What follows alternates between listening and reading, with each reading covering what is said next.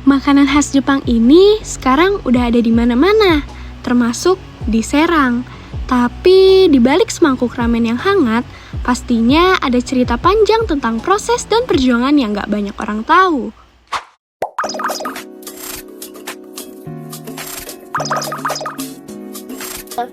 Halo semuanya, aku Evelyn Valeta dan ini Pak Eko. Kami adalah owner Sutorito Ramen.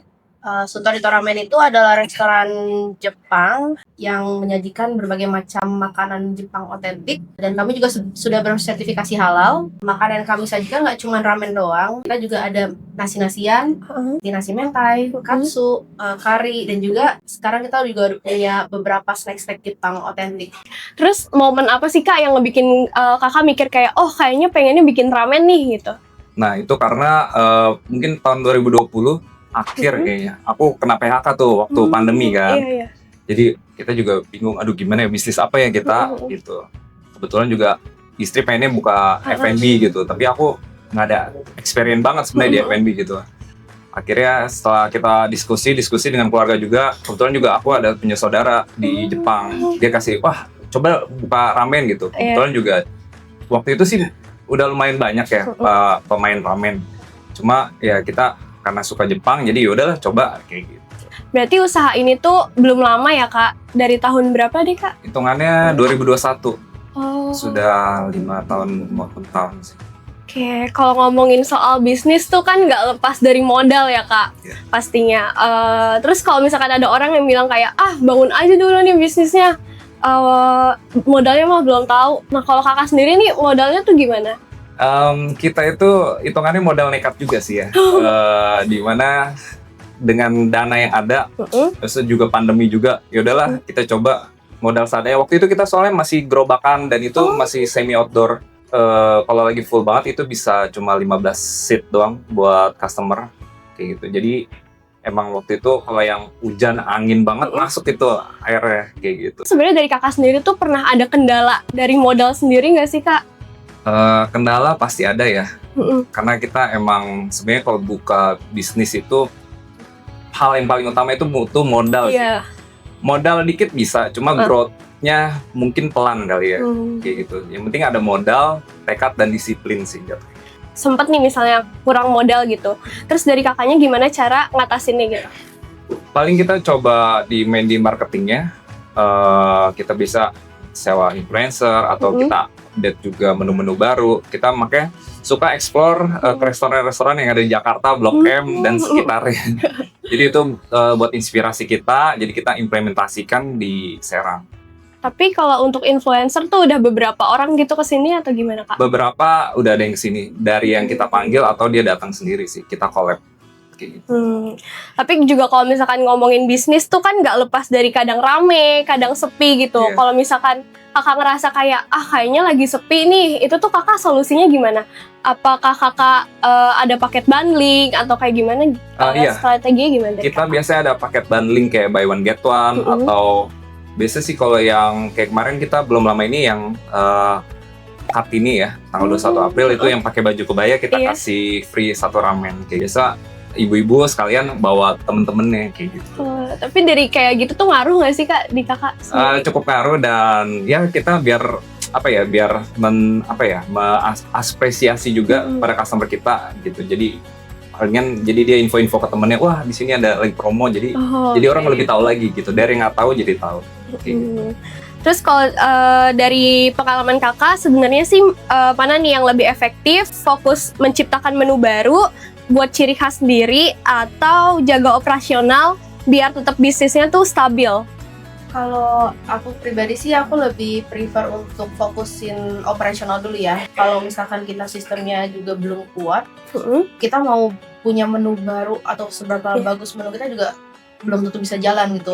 SOP, terus kayak flow. Kita walaupun di bidang F&B ini yang utamanya itu kita jual makanan dan minuman, tapi kita juga sebenarnya jual jasa, kita jual service. Mau seenak atau sebagus apapun makanan dan minuman kita jual, kalau staff kita tidak bisa jadi bagian brand kita, ya itu juga bakal kacau semuanya.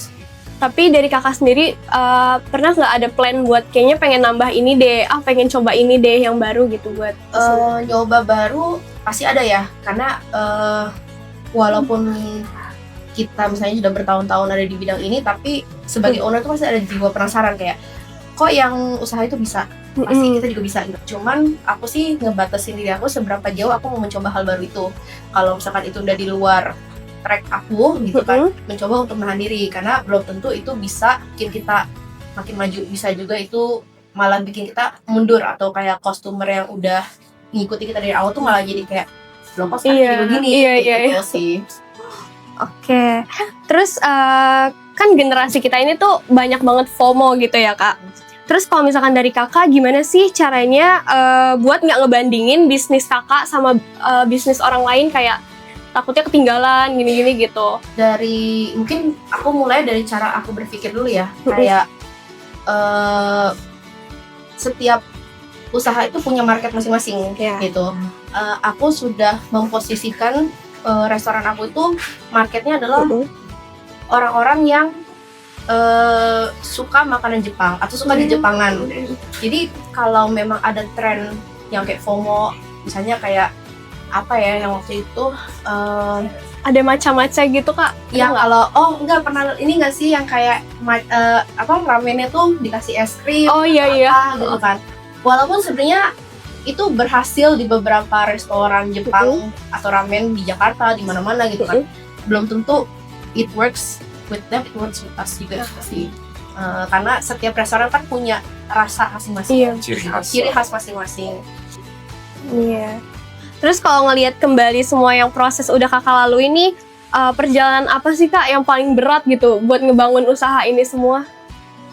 Tidak bisa dipungkiri. Awal-awal yang memang kita berat mencari customer di awal ya. Itu kita sampai waktu itu pertama kali aku masukin di Info Serang. Tadi aku juga nggak tahu ada IG yang Info Serang gitu kan. Kebetulan ada yang ngasih tahu, ya udahlah coba kayak gitu. Habis itu kita juga cari-cari info-info ke tempat-tempat lain gitu, bahwa kita ada Sutorito kayak gitu. Dan kita juga ada paket dengan sekolah juga, dengan orang tua murid kayak gitu sih. Berarti strategi pemasaran Kakak tuh awalnya gimana? Cuma palingan kita foto, habis itu bikin video, masukin upload di Info Serang, seperti itu sih. IG sponsor. Tapi Kakak ada IG sendiri? Ada IG sendiri. Itu juga kita belajar sendiri juga gitu. Pakai IG AdSense gitu. Menurut Kakak, hal yang paling penting buat dipahamin anak Gen Z sekarang nih, buat mereka kan biasanya mau mulai usaha baru nih Kak. Itu tuh hal yang paling penting yang dipahamin mereka tuh apa sih sebenarnya? Mengenai kalau mau buka usaha. Jangan asal ikut-ikutan, yang ini ramai jadi ikut pengen bikin juga. Karena belum tentu itu yang bikin, belum tentu yang kamu lakuin karena ikut-ikut itu bisa enjoy juga gitu kan. Ujungnya malah berat gitu, atau enggak emang bukan jalan ya gitu. Mungkin banyak kan yang pada bilang kita kalau kerja atau mau mulai sesuatu usaha itu kalau bisa tuh dari passion kita. Supaya kalau misalkan kita lagi menghadapi masalah yang susah, kayak misalnya lagi sepi atau lagi tiba-tiba banyak kompetitor gitu kan, itu tuh bukan yang bikin kita patah semangat gitu, tapi malah yang kayak ya udah enjoy aja gitu kan. Biar lebih seru, aku mau main game, boleh Kak? Boleh. Mainnya tuh This or That. Untung besar growth pelan, atau untung kecil growth-nya cepet? Kita butuh modal nggak sih? Iya benar. Oke. Terus fokus kualitas atau fokus marketing? Paling harus. Oke. Kerja sendiri atau punya partner bisnis? Partner bisnis. Biar lebih cepat growth juga ya. Iya, biar pikiran juga. Cepet buka cabang atau fokus sama satu cabang? Fokus satu cabang dulu. Terus modal besar atau modal seadanya? Seadanya. Bagus sih, modal besar. Seadanya dulu. Biar menjadi besar nanti. Cek ombak. Cek ombak ya. Boleh dong nih Kak, kasih saran sama motivasi dari Kakak berdua buat teman-teman di sana yang mau mulai usaha baru tapi masih ragu buat mulainya. Yang penting kita mesti punya tekad yang kuat, modal yang banyak, dan juga disiplin. Disiplinnya dalam arti jangan setengah-setengah menjalaninya. Memang pasti penjualan itu namanya usaha pasti ada naik dan turun.